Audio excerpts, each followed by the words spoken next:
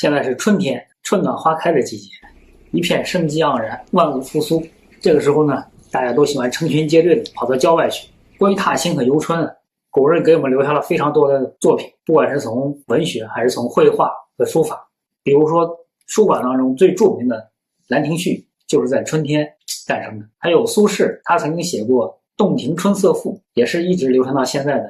他的真迹作品。在绘画方面呢，也是不乏名作，其中就有我们今天要说的这一卷叫《虢国夫人游春图》，它就是专门画了一幅唐代的贵夫人去郊外游玩这样一幅画。它的作者是张轩，唐朝长安人，他就出生在长安城。他的画主要是以市民为主，这是他的一幅最著名的一幅。他还有另外一幅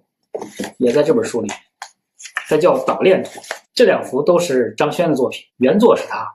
但是这两件作品呢已经不是他了。这两件是宋代的宫廷里面临摹高手他们临摹出来的，一直流传到现在。今天呢，我们把这个《虢国夫人游春图》单独拿出来跟大家介绍一下，也让我们看一下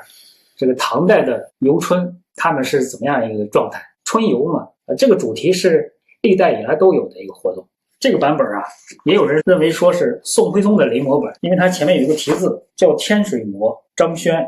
虢国夫人游春图，这几个字是授金书，就是宋徽宗的授金体。但这个授金书啊，不是宋徽宗本人的，他应该是宋徽宗过世之后，金代有一个叫完颜景的，他也是皇帝，大金国的皇帝，他就是非常喜欢宋徽宗的字，他就学这个宋徽宗的授金书，而且学得非常像。当年大金国就是攻陷汴京，把徽宗和钦宗这两个皇帝一起绑架到了大金国那边，跟随他们一起带走的还有好多图书啊、绘画呀，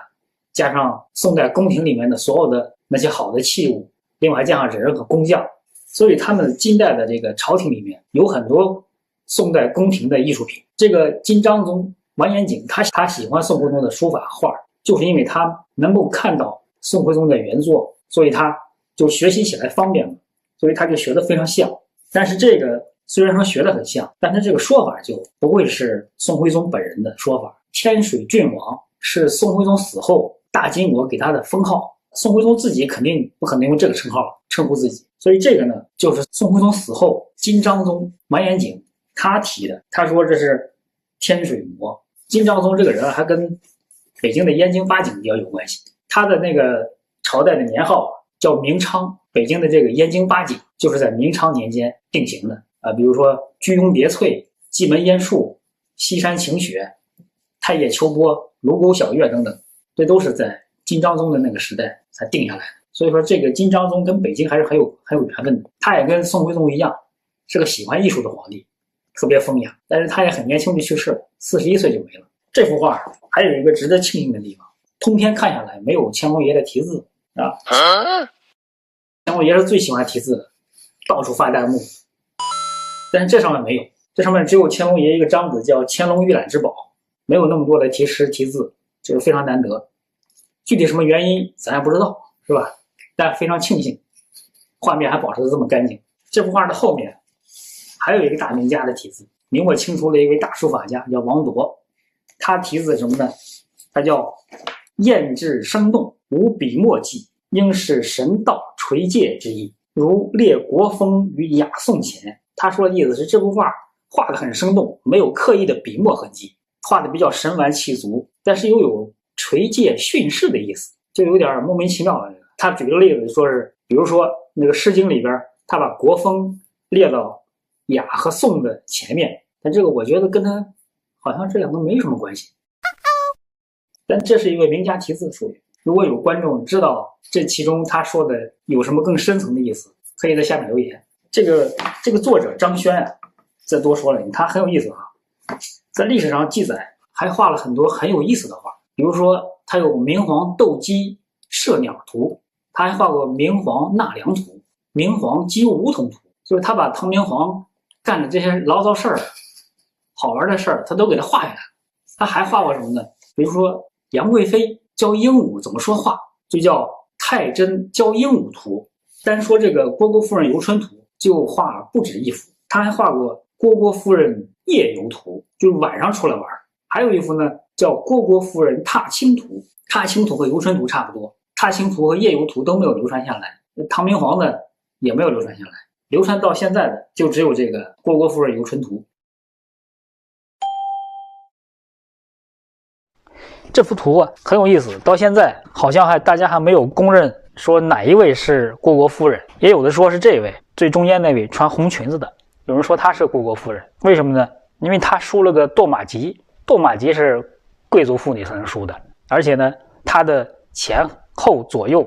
都有人物簇拥着她，能够体现出她在这个出游队伍中的那种地位，现在叫 C 位。有人就认为这个好像不对，为什么呢？他说你这个马也太寒碜了，你看人家前面的马，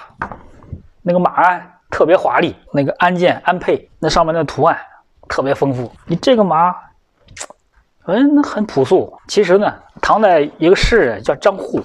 他有一句诗就写这个虢国夫人的，却嫌脂粉无颜色，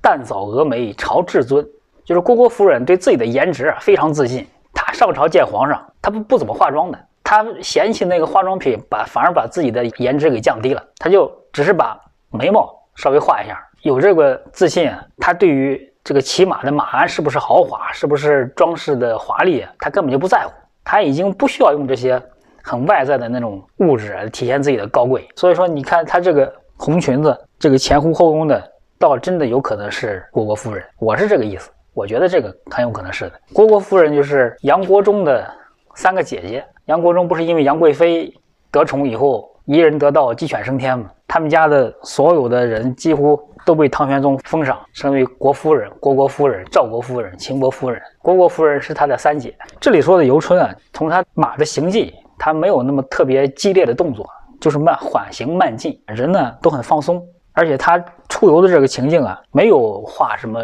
山啊、树啊，或者是其他的东西，很简单的在下面点了几个淡淡的颜色，他没有特地去加强各种背景。画家张轩啊，他作为一个画家，他的贡献在哪儿呢？他把过去人物画的教化功能降低了。什么叫教化功能呢？过去画画，尤其是画人物画，都是画的后妃、节烈孝女，或者是开国功臣一类的。他是告诉大家应该做什么样的人，应该做什么样的事儿，要成为这样的人，这些人会成为你的榜样。但是到了张轩这儿呢，他就很少画这种说教性的人物了，他画各种玩耍的人物，就是画人们的日常生活，画人们在现实生活中的状态。那什么是现实的状态呢？那就是玩嘛。大唐盛世，在安史之乱之前，整个社会一片安定繁荣，于是张轩呢就开始画这些日常的琐事，什么斗鸡啊、射鸟啊、乘凉啊、游春赏雪。如果画仕女呢，他就画女子的乞巧啊、捉迷藏啊、赏花扑蝶，还有烹茶煮酒，或者是弹琴吹箫这些事情。他的关注点也在日常生活，尤其是贵族的享乐方面。在他后面有另外一个大画家叫周昉，他也是画这一类的题材。这个题材对后世的绘画发展、画家的创作就影响很大。这个人在绘画方面也是个全能选手，什么亭台楼阁啊、花草树木啊、什么公子啊、婴儿啊，他都能画。曾经在唐代宫廷里专门画画。他在中国的绘画史当中也被称为是10大传世名画之一，就是说他从宋代传到现在，就是没有什么大的毛病和损害。对这个来说已经是非常不容易的事情了。这本书啊是中信出版的，包括了张轩的2幅画《虢国夫人游春图》和《捣练图》。但是这个书这个封面的设计颜色比较浅，因为做成这种折页嘛，这个折痕也很伤画面。你看有些都折在重要的这个人物的身上，但是已经能出到这样已经很好了。它的尺寸和介绍啊都在后面，你稍微搁到这个画面的找个位置还是比较合适的。你这么翻还是不合适，怎么翻都别扭。其他的出版社也有很多出版的，大家可以去挑。今年的春天比较特殊，我们就不能肆意的出去玩耍，在家看看游春图，欣赏欣赏古人游春的情景，也当做一种游春的形式吧。